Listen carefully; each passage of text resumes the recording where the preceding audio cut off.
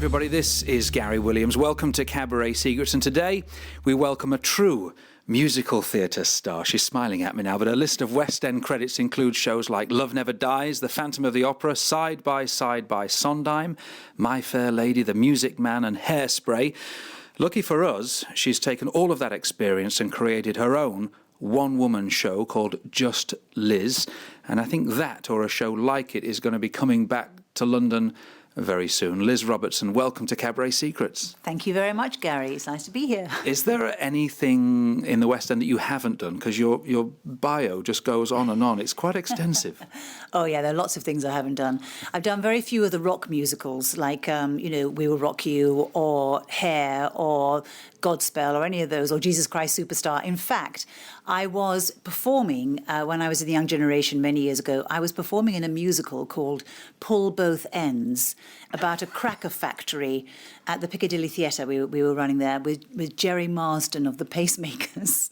And we opened the same week as Jesus Christ Superstar at the Palace, and they didn't like the packing factory, the Christmas cracker packing factory very much, but they loved Jesus Christ. One show lasted, the other didn't. I think we know which is which. Exactly.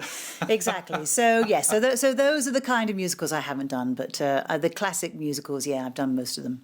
And other things which parts which you've always wanted to play that have eluded you so far?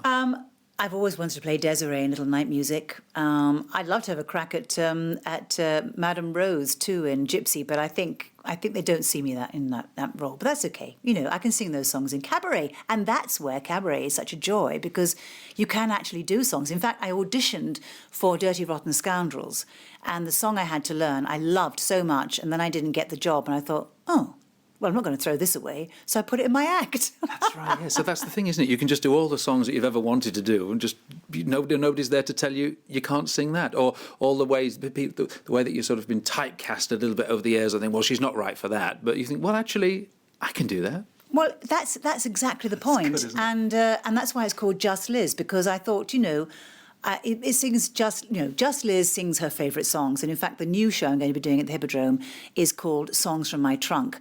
And really, they're the songs that I've grown to love throughout my years of being here and listening and loving, but having no platform to sing them on, either from shows or from just, recordings that I've heard and loved. And not having the chance to sing those songs. And it was very interesting, because when I did do my cabaret at the Crazy Cocks... when was that now? About April last year, so almost a year ago now. I was terrified, because my last cabaret had been at the Ritz Hotel probably 30 years prior to that. Wow.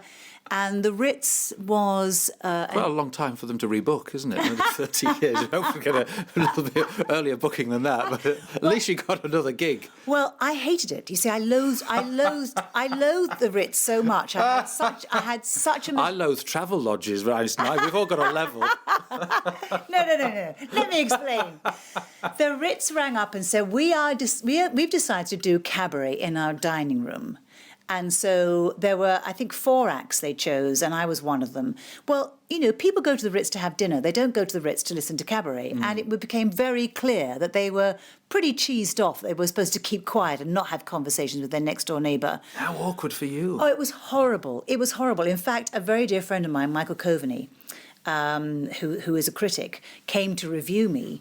And we're sitting next to a table of very loud men who were getting louder and louder and louder. And he was saying, "Excuse me, I'm trying to listen to the performer here." And they were saying, "Well, we want to have our meal. We want to have..." Anyway, it turned into a fight. As I'm performing, I can see my knight in shining armour, Michael Coveney, standing up, who is not very tall, and this huge man said, "What are you going to do about it, Michael? I'm going to throw you out." I mean, it was just... And then I had people wandering in front of me to go to the loos, and, and they just... It was as though I didn't exist. And the other problem was... It's like a working men's club where I started singing. You wouldn't imagine at the Ritz so you would have these kind of challenges, but it's the same sort of thing, isn't it? Well, the room wasn't right for cabaret. You were facing the narrowest part of the room. And it's a long room. So it was very hard to get people's attention who were either end of the room. Yeah. And they didn't care. And it wasn't, it should never have happened there.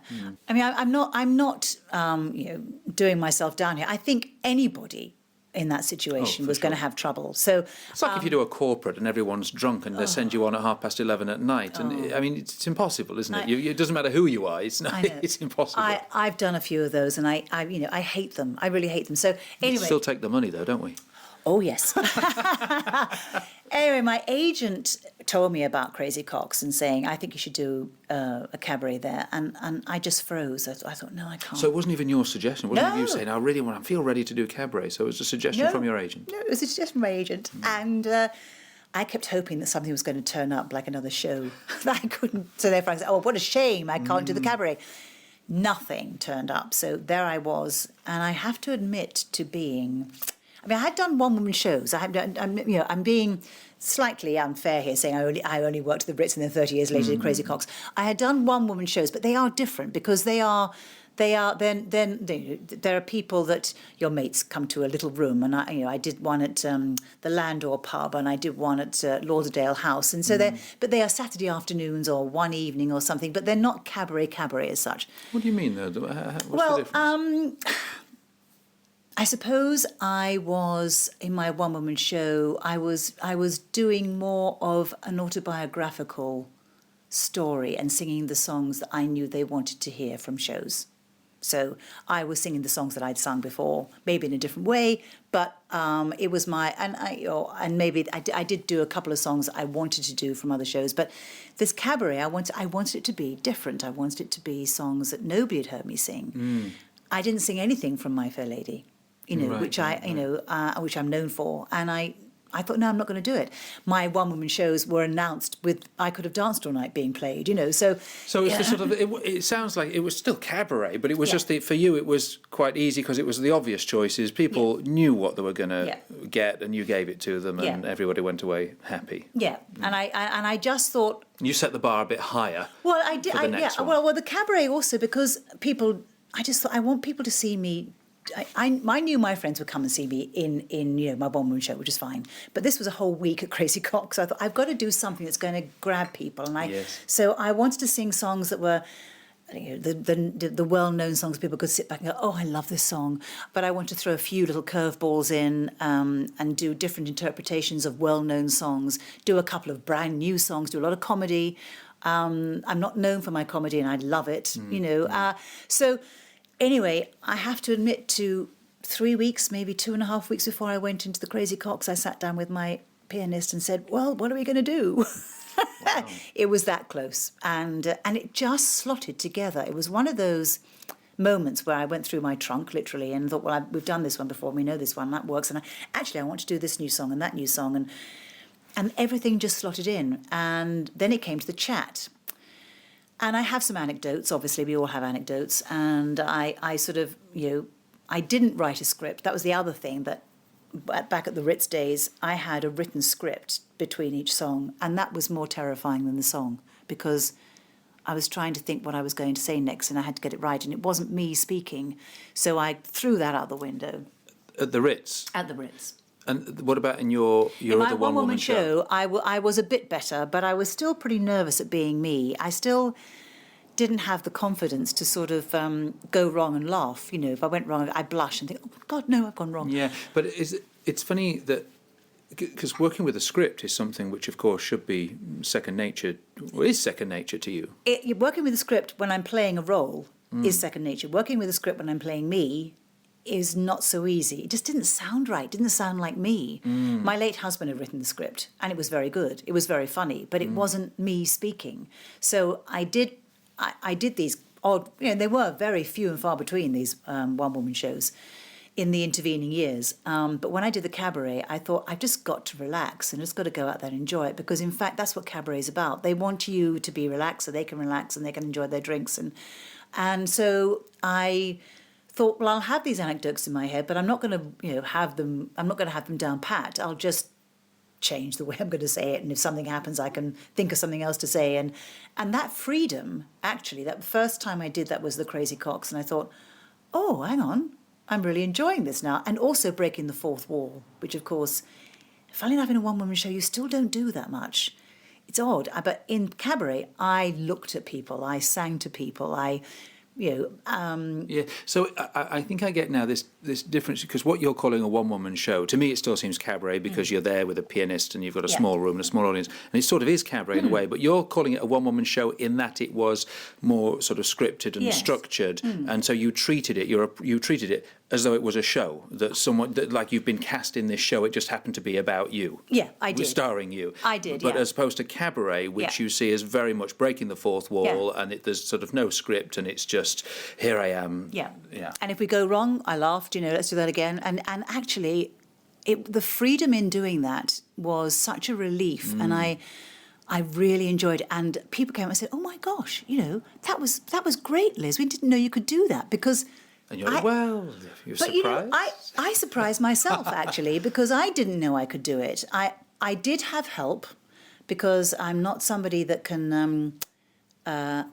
I have trouble visualising what I look like on stage. So I had somebody who came in and said, sit here or stand here or move across the stage here, do a couple of little twirls there. So I did have somebody who, in inverted commas, staged it. But that was kind of what I hung my show on, because I like to know where I'm going to be. I'm still not somebody who can, I sit in a stall and sing, but that's what I'm supposed to be doing in the next one. Right. So that's going to be interesting, isn't it? But it's I mean, choosing a director, as you did, just to give you some basic information on where to go, that's a very tricky one as well, because it's very easy, I find, for cabaret performers to be over-directed, so that they end up being put in this box, and almost the director tries to make it like a show, and they're having to do things which they're really not comfortable with. Well, again, I called the director. Well, actually, she wasn't. She was a stager. I can't call her a director. I called her in when I had the show intact. I had it in toto, and I just wanted somebody. So a pair of eyes. A pair of eyes to say, actually, if you sat in the stall and sang that song, it'd be better, or if you stood up and did that, or. And did you, when you got this person in, did you run through the whole show in situ? Basically do a tech I rehearsal. did. And in fact, Ruth Leon at the Crazy Coqs going, I've never known this before. I said, I want to rehearse in the room for 2 days. And she said, oh my gosh. I mean, I was, because, well, I guess my reputation was on the line. I mean, the Crazy Coqs is I wish I could have started somewhere that wasn't quite so high profile. Right, yes. But I was starting at Crazy Coqs, and you just think, I've got to get this right. I can't blow it, and I wanted to feel comfortable enough within the room. And the stage, which is very high. I mean, the initial thing is blooming well getting on the stage. I mean, and when you're wearing 6-inch heels or something, it's not easy, let me tell you. Yeah. And I just wanted to be comfortable enough so I could relax into it. No, absolutely. And I'm a great believer in work, and then you actually just assimilate it, and it just happens, and you're not worried about what comes next, or You're not the only one that's had difficulty in finding yourself on stage and being yourself on stage. Is that something that you feel comfortable with now? Oh, much more. I mean, I then went and did a couple of nights at the Pheasantry towards the end of last year, and I had attended, funnily enough, a show at the Hippodrome the night before, which was about musical flops, and I've been in a few, and one of my flops came up on the screen. I thought, oh, here we go. And it was written by my late husband, Alan J. Lerner, and Charles Strauss, who wrote Annie and Applause. And it was a wonderful score, but it just didn't work. And it literally lasted one night. I mean, we had the previews, but then we opened and closed on the same night. It was one of those things. It only happens on Broadway, but when it happens, it happens. And so, brilliant flop for them to do. If you're going to flop, do it like that. Exactly. That's great. So up comes Dance a Little Closer, and I'm thinking, oh, gosh, OK. And the presenters were young and fairly inexperienced. Anyway, they started to say this show was written by Alan J. Lerner and Charles Strauss. Alan J. Lerner wrote it for his 9th wife. Well, without knowing where it came from, I was in the circle. I yelled 8th. Yes. And I'm here. Oh, fantastic. And Mark Shenton, who was a theatre critic, was in there. So it's the best heckle I've heard in years. You know, I was so incensed. Anyway, the next night I was at the Pheasantry. And so I'm talking about Dance a Little Closer. And I was saying, actually, it was in a show I saw last night, one of the flops. And I told them the story. And a woman in the audience said, I was there last night. It was fantastic. And I just thought, really, what cabaret is about is being you and having the stories and just telling them the way you'd want to tell them. And people really warm to you that way. Yes. When you're trying to do a script of yourself, it just doesn't work. There is a barrier between you and the audience. But if you can actually just be yourself and have fun and laugh, it's great. And it's a good, I enjoy it. So you had your running order of songs, and you thought, well, I'll tell that story there, and I'll tell my funny story about that there, and I'll tell my poignant, sort of sad story. All stories which you've probably been telling for years. So in effect, you sort of had a script, but it's one that you'd had for years, and you were so comfortable with this script that you'd written yourself over years of telling these stories that you were so off book, like you'd come to the end of a 3-year run in a show or something.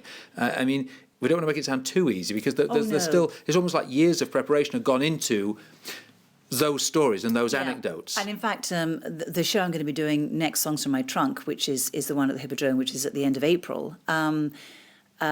The lady who is a very dear friend and who said, I really want to see you as the Liz I know, and not the elegant, slightly aloof actress I see up on the stage, because you're not that. She feels you're warm and you're funny, and so we're going for different songs, and I've got to find different links, because I can't keep telling the same stories when the songs are different. So it's going to be a challenge. It's going to be a challenge, and one I'm looking forward to immensely, because I am going to be singing songs that I'm going to use my lower register a lot more. People, I think, still think I'm going to be Julie Andrews, and I don't want to be Julie Andrews anymore. As much as I love her, and as much as playing her roles have given me huge enjoyment, I really want to find my voice. It would be great if you can find songs which you do like, which you've got something interesting to say about them as well. Or I first heard this song so and so, or I discovered this song when, or when such and such a thing had just happened in my life, and I heard this song. And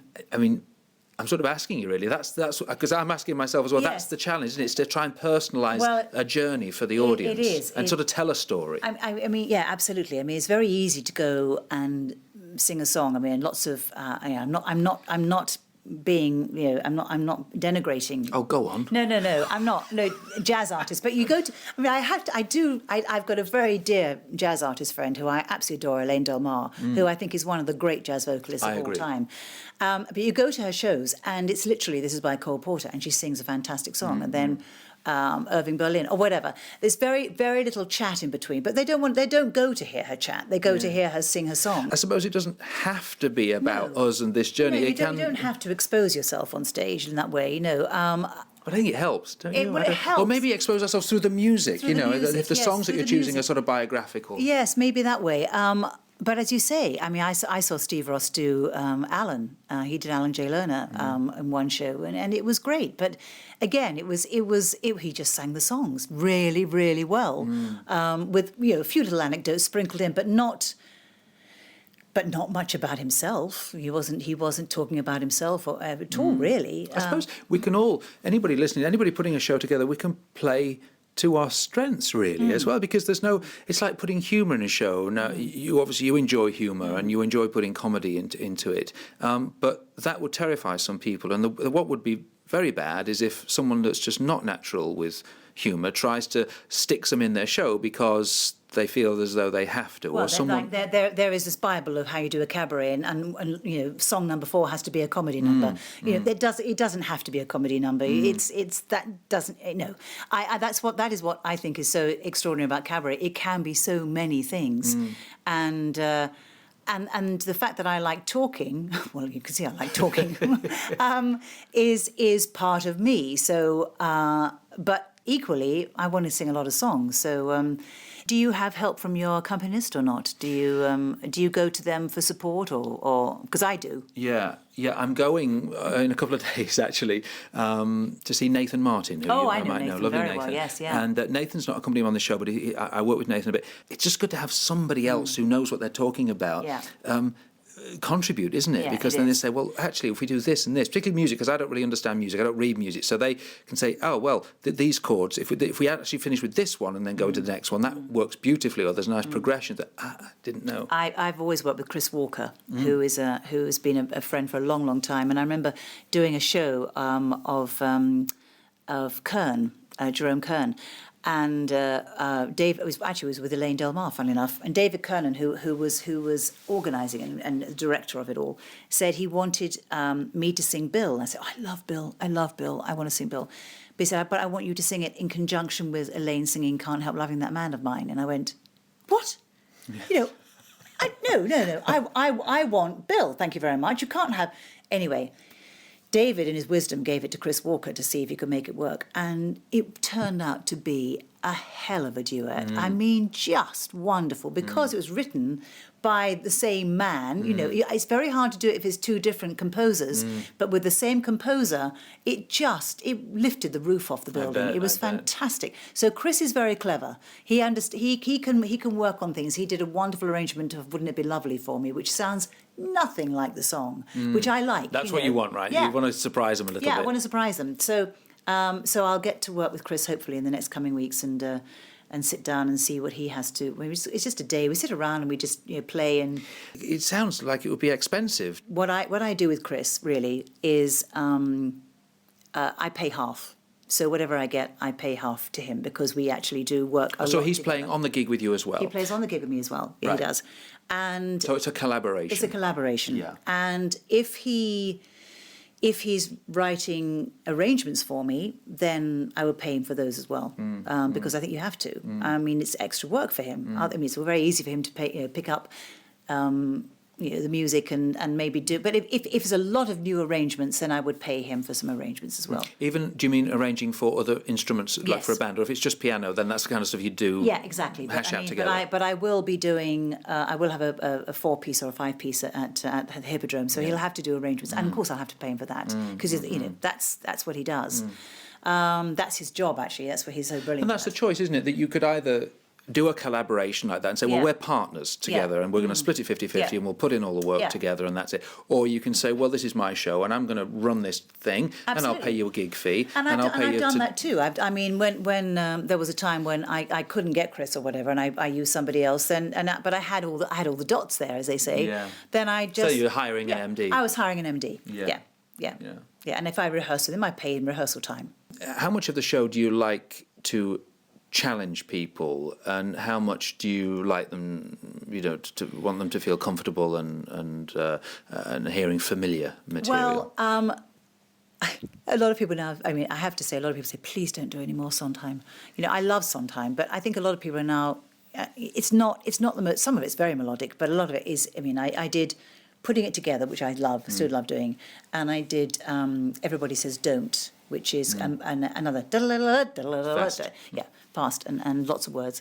And quite a few people came up and they said, I think enough Sondheim. It's just okay. I mean, I think because most people do Sondheim, I think they actually would like to hear something else and me do something else. Because I've done so much Sondheim in my shows. I did Side By Side by Sondheim. I've done little night music, and I've done company, so I've done a lot of Sondheim.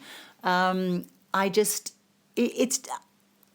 actually think, although some people are very sophisticated, it depends where you are. If you're the crazy cocks, they probably like Side by Sondheim or Sondheim music. They love it at the Pheasant Tree. But if you're somewhere else, maybe on a boat or something, on a cruise, they don't get it. They don't get it.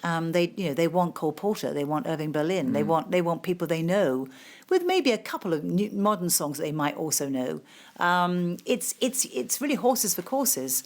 So you're conscious of changing things a little bit depending on where you're going to be. You drop a song, you put another song in, and I think you have to think that way. I mean, the Hippodrome, as I said, is going to be a whole new kettle of fish. So how many nights are you there? no, I'm only there one night, but I'm doing 2 performances. Ah, right, okay. So, and tell us the date. It's Easter Day, April the 20th. And I think probably about 7:30 and probably 10 or something like that. Great. Can't wait. It's going to be really interesting seeing the show and being a small part of the preparations and seeing what you actually come up with and where it all leads. Well, I may be calling on you, Gary, for some more advice. Thank you for listening to this Cabaret Secrets podcast. If you've got any comments or questions, please visit cabaretsecrets.com, where you'll also find details of the Cabaret Secrets book, an indispensable guide on how to create your own show, travel the world, and get paid to do what you love.